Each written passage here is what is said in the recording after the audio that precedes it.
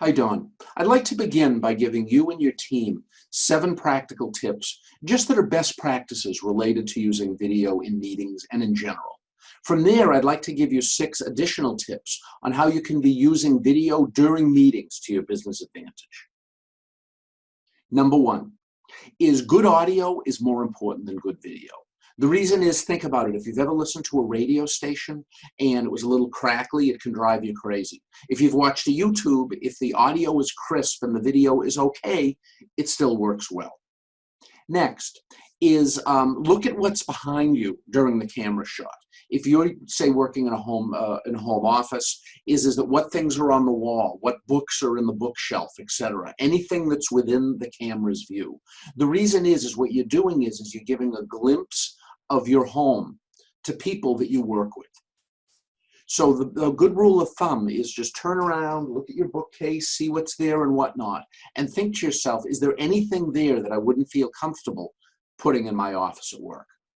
Next, inform your family members that you're going to be on video. The reason is very often people's home office desk is against a wall, and very often the video is pointing potentially, certainly toward the rest of the room, but potentially down the hall. So even if the door is closed, if it opens a little bit or whatnot, the last thing that you would want is having a family member, in their own home, scantily clad, walking across the camera. Next is just check the lighting before you use it. For example, what I do, and I don't suggest that you do this unless you do it a lot, but I got 2 specialized lights that I have at 45-degree angles. I have one behind me. I have a light in the other direction. But just make sure that at the time of day you're going to be in the meeting, you look well. If not, what happens, for example, if you have a window on one side of the room, sometimes what will happen is, depending on the angle of the sun, is you look like a little like that guy in Phantom of the Opera, where one side of your face is almost washed out and being white, and the other side of your face just can't even be seen.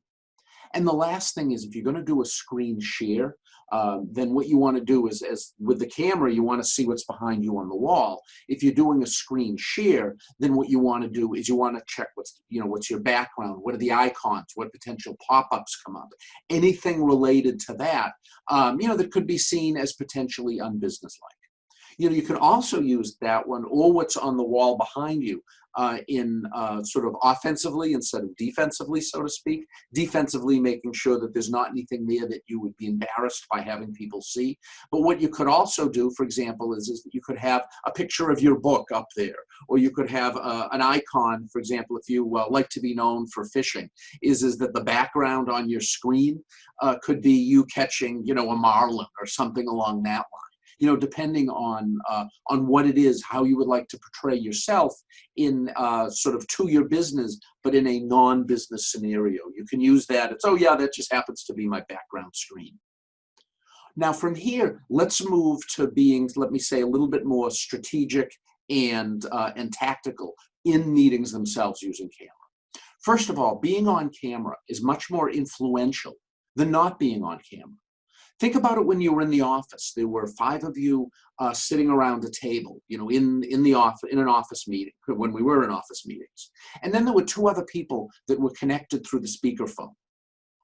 Didn't you occasionally forget that those people were even on the phone? I mean, certainly if it was one of your investors or a major business partner or a key client, you're going to remember it. But very, very often, it's easy to forget that they're there. Why? Because you can't see them. It's a little bit of out of sight, out of mind. So therefore, whenever you're on a meeting that's of any importance to you, make sure that you're on camera as opposed to being off.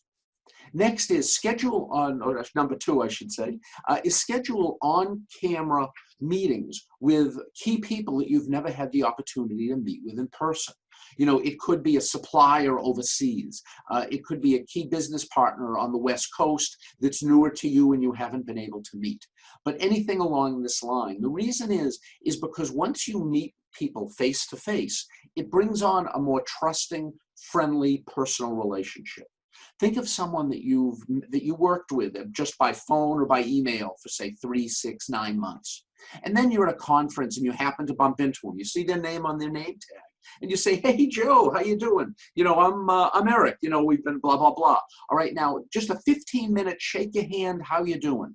All right, and then next time you're on the phone with that person or you receive an email from them, doesn't it feel just a little bit more trusted and a little bit more friendly? This is an ideal time for you to build relationships via video with those that you normally wouldn't have gotten to have that face-to-face. Of course, here it's via camera, but that face-to-face relationship.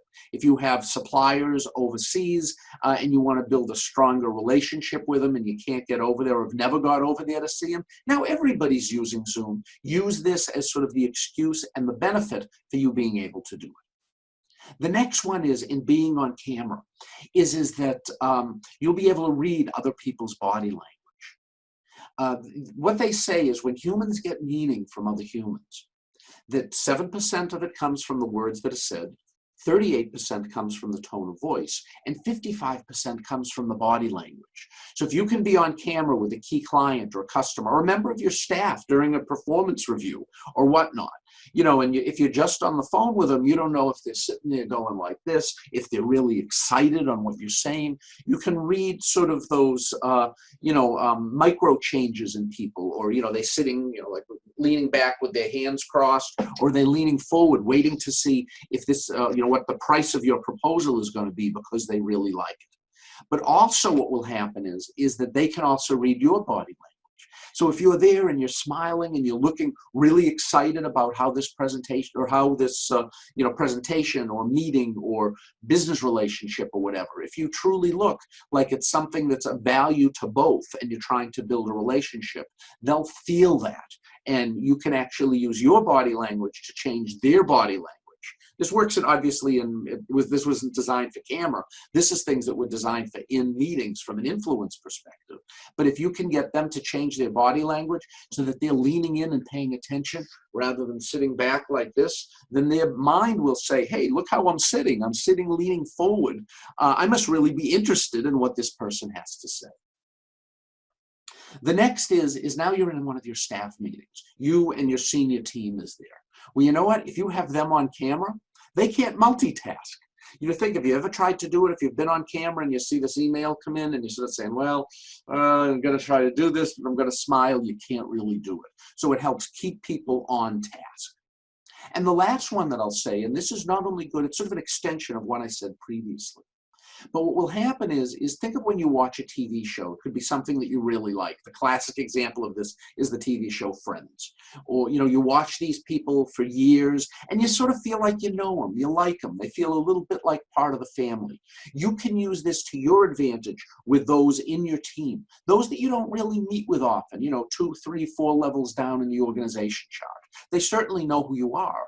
But when you have meetings with groups of people now, if you're on video, a fair amount, if you do video messaging type things or virtual meetings, so to speak, with the greater team, if you're on camera, then they get to feel that you're a little bit like an actor. They get to know your mannerisms a little bit.